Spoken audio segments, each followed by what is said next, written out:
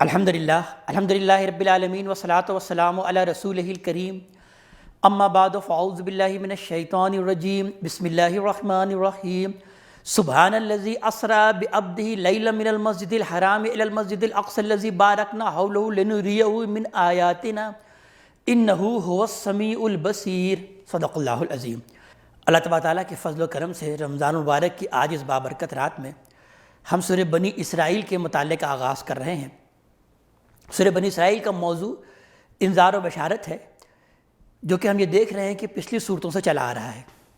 اس میں خطاب اصلاً قریش مکہ ہی سے ہے۔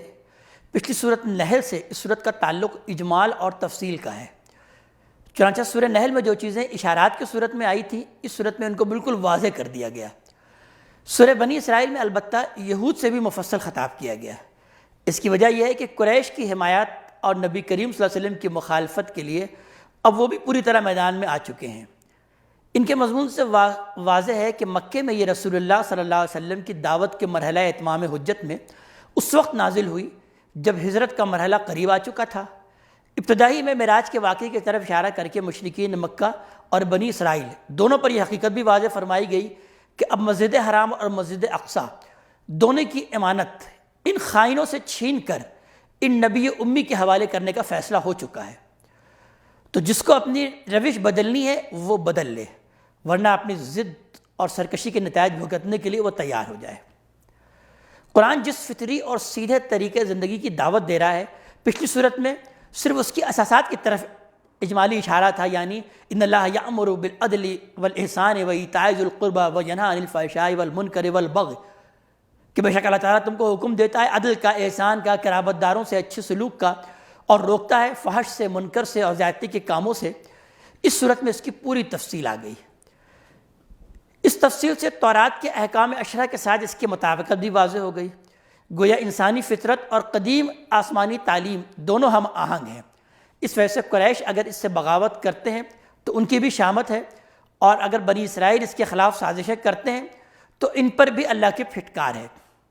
پچھلی صورت میں ہجرت کا ذکر بھی ہے، لیکن اشارے کی شکل میں ہوا تھا۔ اس صورت میں اس کا ذکر نہایت واضح طور پر ہوا، اور اس کے لیے جن تیاریوں کی ضرورت تھی اس کی ہدایت بھی نبی کریم صلی اللہ علیہ وسلم اور آپ کے صحابہ کو ایسے انداز میں دی گئی کہ جس سے یہ نمایاں ہو رہا ہے کہ اس ہجرت کا وقت اب بہت قریب ہے۔ اس سے یہ بات نکلتی بھی ہے کہ یہ صورت بالکل ہجرت کے قریبی زمانے میں نازل ہوئی۔ دوسری آیت سے تاریخ بنی اسرائیل کی روشنی میں ان کے اس ظلم باطل کی تردید کی گئی کہ وہ اللہ کے محبوب اور چہیتے ہیں۔ اس وجہ سے اب دنیا کی مذہبی پیشوائی ان کا اجارہ ہے۔ ان آیات میں ان پر واضح کیا گیا کہ تمہیں خود تمہارے نبیوں کے ذریعے سے آگاہ کر دیا گیا تھا کہ تم 2 مرتبہ اللہ سے بغاوت کرو گے اور زمین میں فساد مچاؤ گے، اور دونوں ہی مرتبہ خوب پٹو گے۔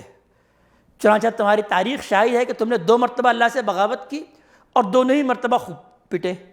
اسی طرح اگر آئندہ بھی تم اللہ کی رحمت کے مستحق بننا چاہتے ہو تو توبہ اور اپنے حالات کی اصلاح کر لو۔ اس نبی امی کی دعوت نے تمہارے لیے توبہ اور اصلاح کی راہ کھول دی ہے۔ اگر سلامتی چاہتے ہو تو اس دعوت کو قبول کر لو اور اس کی برکات میں حصہ دار بن جاؤ۔ اگر تم نے حسد میں مبتلا ہو کر اس نبی کی تکذیب کر دی اور نحن ابناء اللہ و احباؤہ کے غرے میں مبتلا رہے تو یاد رکھو کہ ہم کہیں چلے نہیں گئے ہیں، ہم تمہیں پھر اسی طرح پٹوائیں گے جس طرح اس سے پہلے ہم پٹوا چکے ہیں۔ اس کے بعد مشرکین قریش اور بنی اسرائیل دونوں کو قرآن پر ایمان لانے کی دعوت دی گئی کہ یہ قرآن فطرت کی اسی سیدھی راہ کی طرف رہنمائی کر رہا ہے جس کی طرف سابق انبیاء اور پچھلے صحیفوں نے رہنمائی کی تھی کہ ان ھذا القرآن یہدی للتی ہی اقوم۔ ان کے لیے بشارت ہے جو اس کو قبول کر لیں، اور ان کی شامت ہے جو اس قرآن حکیم کو رد کر دیں۔ آیت نمبر 22 سے 39 تک قرآن جس طریقے اقوام کی دعوت دے رہا ہے، جس کی طرف سورہ نحل کی آیت نمبر 90 میں اشارہ گزر چکا ہے، اس کی تفصیل بیان کی۔ یہ تفصیل واضح کرتی ہے کہ تورات کے احکام عشرہ اور قرآن حکیم کی ان ہدایت میں پوری مطابقت ہے، اور یہ عین انسانی فطرت کے موافق ہے جن کے بغیر کوئی صالح معاشرہ وجود میں نہیں آ سکتا۔ چنانچہ اس میں ارشاد ہوتا ہے کہ لا تجمع اللہ الہا آخر، کہ دیکھو اللہ تعالیٰ کے سوا کسی اور کو الہ مت بنانا۔ تمام باتوں کی اصل بات کہ اللہ کے سوا کسی کو معبود مت بناؤ، اور پھر بیان ہوا کہ وَقَضَىٰ رَبُّكَ أَلَّا تَعْبُدُوا إِلَّا إِيَّاهُ وَبِالْوَالِدَيْنِ إِحْسَانًا، تمہارے رب نے تو فیصلہ کر دیا ہے، آپ کے رب نے تو فیصلہ کر دیا ہے کہ تم بندگی نہیں کرو گے مگر صرف اور صرف اسی کی، اور والدین کے ساتھ حسن سلوک کی روش اختیار کرو گے۔ ان میں سے دونوں یا ان میں سے کوئی ایک اگر بڑھاپے کی عمر کو پہنچ جائیں تو ان کو بالکل اف تک مت کہو اور ان کے ساتھ اچھی طریقے سے بات کرو، ان کے سامنے اپنے گردنوں کو جھکا کے رکھو اور کہتے رہو رب ارحمہما کما ربیانی صغیرا، اللہ کے حضور بھی یہی دعا کرتے رہو کہ اے رب ہمارے تو ان دونوں پر رحم فرما جیسے کہ انہوں نے میری پرورش کی جب میں بہت چھوٹا تھا۔ اور پھر مزید ہدایت کی گئی کہ قرابت داروں کو ان کا حق ادا کرو، مسکینوں کو مسافروں کو ان کا حق ادا کرو، اور تبذیر مت کرو، اپنے مال کو للے تللے مت اڑاؤ، بے شک وہ جو کہ بیجا مال کو خرچ کرتے ہیں وہ شیطان کے بھائی ہیں، اور شیطان تو اپنے رب کا انتہائی ناشکرا ہے۔ اور پھر آگے چل کر ہدایت کی گئی کہ اپنی اولاد کو مفلسی کے خوف سے قتل مت کرو، ہم ان کو بھی رزق دیتے ہیں اور تم کو بھی، تم کیا سمجھ رہے ہو کہ تم کو رزق تم اپنی محنت سے پا رہے ہو، تم کو بھی رزق ہم ہی دیتے ہیں، بے شک ان کا قتل کرنا جو ہے یہ بہت بڑا گناہ ہے۔ اور دوسرا بڑا گناہ زنا، لہذا اس کے قریب مت جاؤ، یہ فحش کام ہے اور بہت برائی کا راستہ ہے۔ اور کسی بھی جان کو قتل مت کرو جس کو اللہ تعالیٰ نے محترم ٹھہرایا ہے۔ اور دیکھو یتیم کے مال کے قریب مت جاؤ، اور دیکھو جب وعدہ کرو، عہد کرو تو اس عہد کو پورا کرو، بے شک اس عہد کے بارے میں تم سے سوال ہوگا۔ اور ناپ تول میں کمی مت کرو، اور ڈنڈی کو ہمیشہ سیدھے رکھو۔ اور دیکھو ایسی باتوں کے پیچھے مت پڑو جس کے بارے میں تمہارے پاس کوئی علم نہیں ہے، بے شک یہ جو تمہاری سماعت ہے اور بصارت ہے اور یہ جو سوچنے سمجھنے کی صلاحیت ہے یہ اللہ تعالیٰ نے جو تم کو عطا کی ہے، اس کے بارے میں تم سے سوال ہوگا۔ اور دیکھو زمین میں اکڑ کر مت چلو۔ اور یہ ساری کی ساری باتیں جو تم کو بیان کی جا رہی ہیں اس کے اندر جو بھی بری پہلو ہیں یہ اللہ تعالیٰ کو بہت شدید ناپسند ہے، لہٰذا اس سے بچ جاؤ۔ نبی کریم صلی اللہ علیہ وسلم سے مخاطب کر کے کہا گیا کہ یہ وہ حکمت کی باتیں ہیں کہ جو ہم آپ کو تلقین کر رہے ہیں، جو ہم آپ کو وحی کر رہے ہیں، اور تمام باتوں کی اصل بات کہ وَلَا تَجْعَلْ مَعَ اللَّهِ إِلَٰهًا آخَرَ،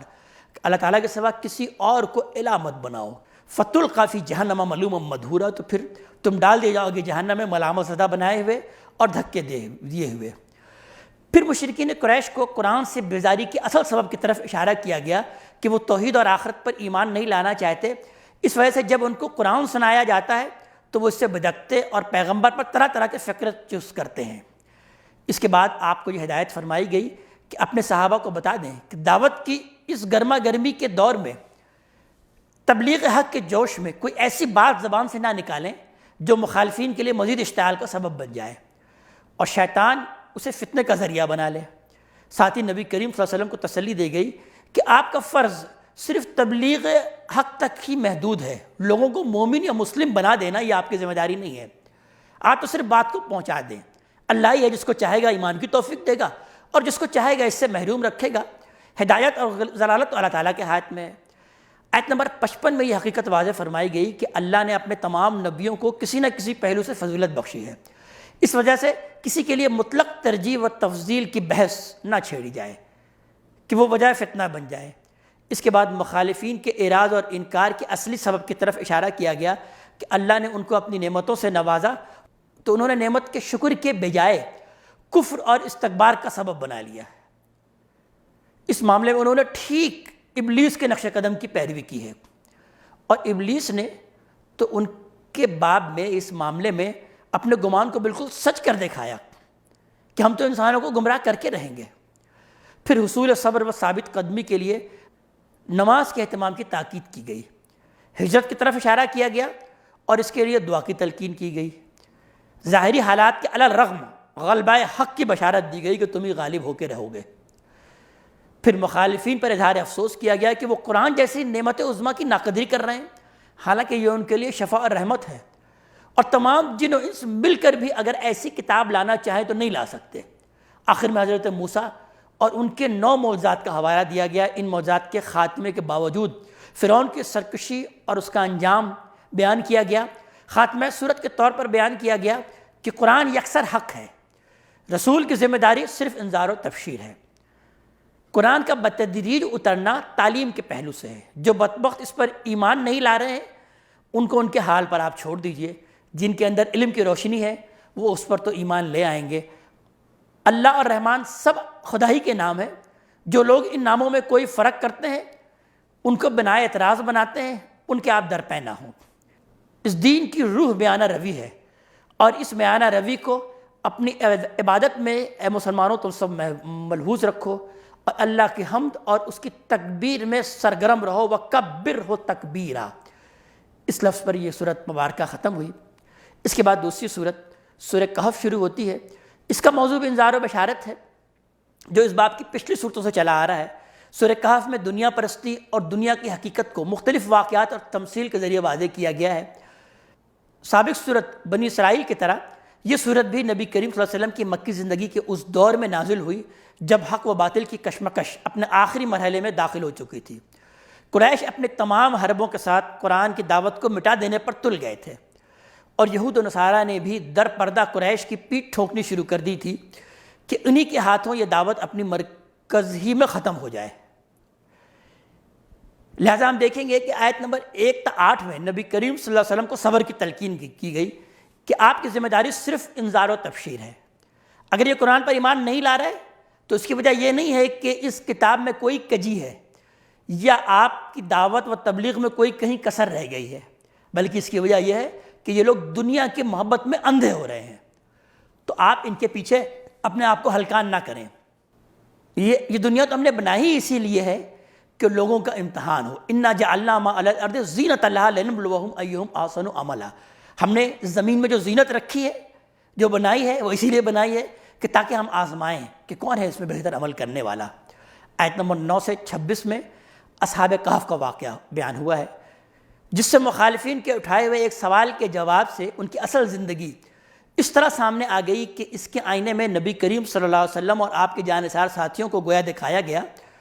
کہ تم اس وقت دعوت حق کے راہ میں جس مرحلے سے گزر رہے ہو، یہ مرحلہ اصحاب کہف کو بھی پیش آ چکا ہے۔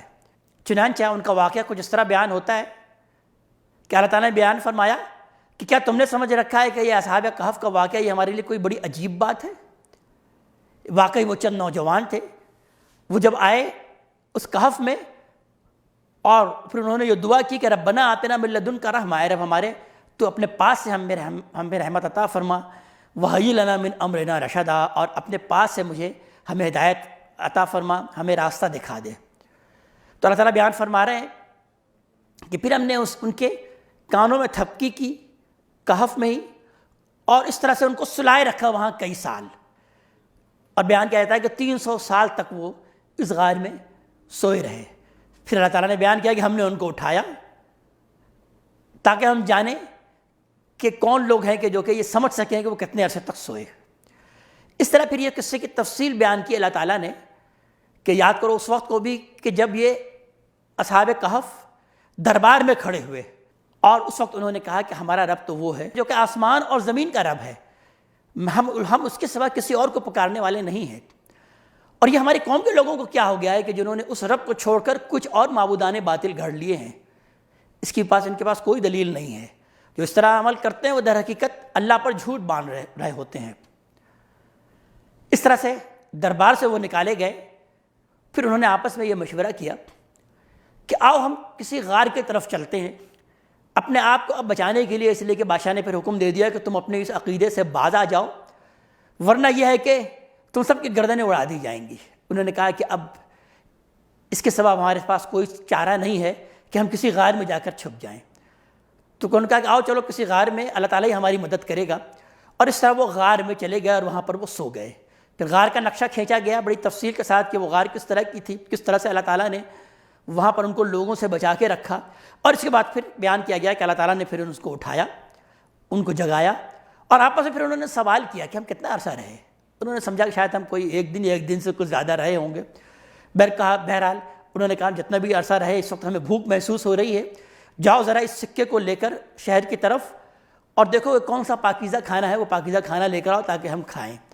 اور جب وہ سکہ لے کر گئے شہر کی طرف تو اس طرح سے ان کے بارے میں لوگوں کو وضاحت ہو گئی، اور وہ جان گئے کہ یہ تو وہی وہ 7 نوجوان ہیں کہ جن کو کہ ہم ڈھونڈ رہے تھے، اور وہ چھپ گئے تھے غار میں۔ جب ان کو یہ معلوم ہوا کہ ہم یہاں پر اتنے عرصے تک رہے ہیں،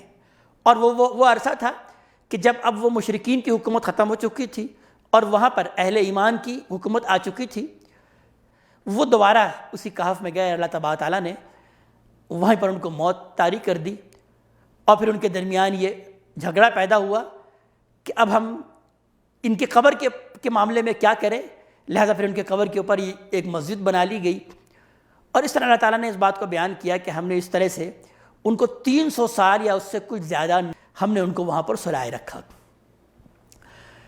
پھر آیت نمبر 27 سے 31 میں نبی کریم صلی اللہ علیہ وسلم کو دولت دنیا کے متوالوں سے بے نیاز ہو کر اپنے ان غریب اور نادار ساتھیوں کی طرف متوجہ ہونے کی ہدایت کی گئی، جو اگرچہ دولت دنیا سے تو محروم تھے لیکن ایمان کی دولت سے مالا مال اور شب و روز اللہ کی یاد اور اس کے دین کی دعوت میں سرگرم تھے۔ آیت نمبر 33 سے 49 تک میں ایک تمثیل کے ذریعے واضح کیا گیا کہ جو لوگ اسی دنیا کی کامیابیوں کو اصل کامیابی سمجھ بیٹھے ہیں، ان پر اللہ اور آخرت کی یقین دہانی بڑی شاک گزر رہی ہے۔ وہ اپنی انہی کامیابیوں کو اپنے برحق ہونے کی دلیل تصور کرتے ہیں۔ اس وجہ سے اگر کوئی اللہ کا بندہ ان کو اللہ اور آخرت سے ڈراتا ہے تو وہ یہ جواب دیتے ہیں کہ بتاؤ تمہارا حال اچھا ہے یا ہمارا؟ اگر ہمارا حال اچھا ہے اور یقیناً اچھا ہے تو ہم یہ کیوں نہ باور کریں کہ ہماری زندگی اور ہمارا ہی عقیدہ اور ہمارا ہی عمل ہی صحیح ہے۔ اس ذہن کے لوگ یہ باور کرنے کے لیے تیار نہیں ہوتے کہ جو جاہ و اقبال ان کو آج حاصل ہے اس پر کبھی زوال بھی آئے گا۔ وہ قیامت کو ایک بہت بعید از امکان چیز سمجھتے ہیں، اور اگر ایک مفروضے کے درجے میں اس کو مان بھی لیتے ہیں تو اپنی زندگی کی موجودہ کامرانیوں کو دلیل بنا کر یہ گمان کرتے ہیں کہ اگر ہمیں اللہ کے پاس جانا ہی پڑے، جیسا کہ یہ سربھرے مسلمان ہمیں ڈرا رہے ہیں کہ تمہیں اللہ کے پاس جانا پڑے گا، تو وہاں بھی ہمیں اس سے بہتر مرتبہ اور مقام حاصل ہوگا۔ اس تمثیل کو پیش کرنے سے مقصود نبی کریم صلی اللہ علیہ وسلم پر یہ واضح کرنا ہے کہ آج بہنی اسی طرح کے مغرور سے آپ کو سابقہ ہے۔ یہ لوگ آپ کی بات سننے کے لیے تیار نہیں ہیں، سو آپ اس دنیا اور اس زندگی کی جس پر یہ ریچھے ہوئے ہیں حقیقت ایک تمثیل کے ذریعے انہیں سمجھا دیں۔ یہ دنیا اور اس کی ساری رونقیں اور بہاریں محض چند روزہ ہیں، ان میں سے کوئی چیز بھی ساتھ جانے والی نہیں ہے، ساتھ صرف نیک اعمال ہی جائیں گے۔ تو جن کو جمع کرنا ہو وہ یہ سرمایہ جمع کرنے کی فکر کریں۔ آیت نمبر 50 سے 59 تک قصہ آدم و ابلیس بیان ہوا اور اس سرگزشت کی یاد دہانی کرائی گئی جس سے مقصود قریش کے مغروروں کو ان کی بدبختی پر متنبہ کرنا ہے کہ انہوں نے اپنی شامات اعمال سے ابلیس اور اس کی ذریت کو اپنا دوست اور کارساز بنا رکھا ہے، حالانکہ اولاد آدم کے ساتھ ان کی دشمنی کوئی ڈھکی چھپی نہیں ہے ابلیس کی۔ اسی ضمن میں ان کی اس بدبختی پر بھی ملامت کی گئی کہ اللہ نے تو ان پر عظیم فضل فرمایا کہ ان کی ہدایت کے لیے ایک ایسی کتاب اتاری جو ہر حقیقت کو گوناہ گوں پہلو سے واضح کر دینے والی ہے، لیکن یہ اس کو قبول کرنے کے لیے تیار نہیں۔ آیت نمبر 60 سے 82 میں حضرت موسیٰ علیہ السلام کے ایک تربیتی سفر کی سرگزشت سنائی گئی۔ یہ سفر اللہ کی ہدایت کے تحت انہوں نے اس لیے کیا کہ ایک خاص بندے کے ذریعے سے وہ اس کائنات کے اس رمز سے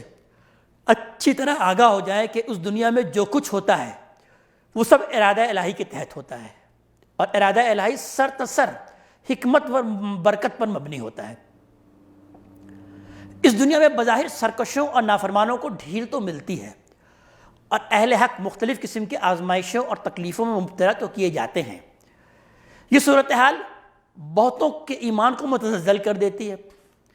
اور ان کے لیے حق پر ثابت قدم رہنا انتہائی ابتلا کا کام بن جاتا ہے۔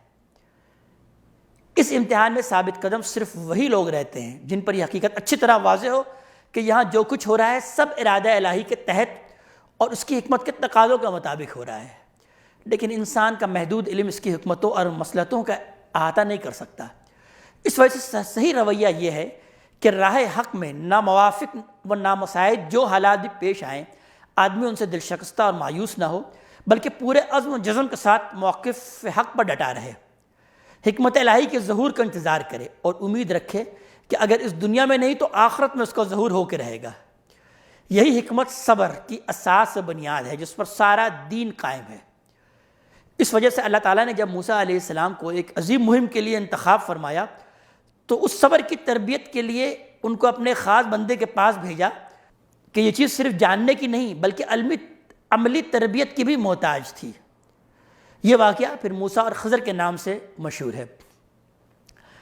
آیت نمبر 83 سے 101 میں ایک سوال کے جواب میں ایک سلطان عادل ذوالقرنین کا ذکر ہے، جس سے مقصود قریش کے ان سرداروں کو عبرت دلانا ہے جو پیغمبر کے انذار کو مذاق اور اپنے اقتدار کو لازوال سمجھتے ہیں۔ ان کے سامنے خود انہی کے سوال پر یہ واضح فرمایا کہ ایک بندہ مومن ذوالقرنین تھے جن کا حال یہ تھا کہ تمام مشرق و مغرب کو فتح کر لینے کے بعد بھی وہ ہر کامیابی کو اللہ کا انعام اور اس کا فضل سمجھتے اور ہر قدم اس کی مرضی کے مطابق اٹھاتے تھے، اور ایک تم ہو کہ ذرا سا اقتدار جو مل گیا ہے تو اس کے نشے میں اللہ اور آخرت سب کا مذاق اڑانے لگے ہو۔ فرمایا کہ اگر دیکھنے والی آنکھیں ہوں تو آفاق و انفس میں اللہ کی اتنی نشانیاں ہیں کہ اگر سمندر روشنائی بن جائے،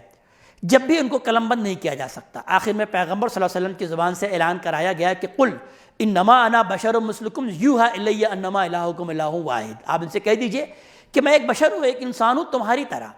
فرق یہ ہے کہ مجھ پر وحی کی جا رہی ہے، اور وہ کیا وحی کی جا رہی ہے کہ تمہارا الہ بس ایک ہی الہ ہے۔ فمن کان یرجو لقاء ربہ، تو وہ شخص جو اپنے رب سے ملاقات کا امیدوار ہے، فلیعمل عملا صالحا، اس کو چاہیے کہ اچھے عمل کرے، نیک عمل کرے، ولا یشرک بعبادت ربہ احدا، اور اپنے رب کے ساتھ اس کی عبادت میں، اس کی بندگی میں ہرگز وہ کسی کو شریک نہ ٹھہرائے، شرک سے ہر حال میں بچے۔ اللہ تعالیٰ اپنے کلام کا فہم عطا فرمائے، عمل کی توفیق عطا فرمائے۔ اقول قولی ھذا واستغفر اللہ لی ولکم ولسائر المسلمین والمسلمات۔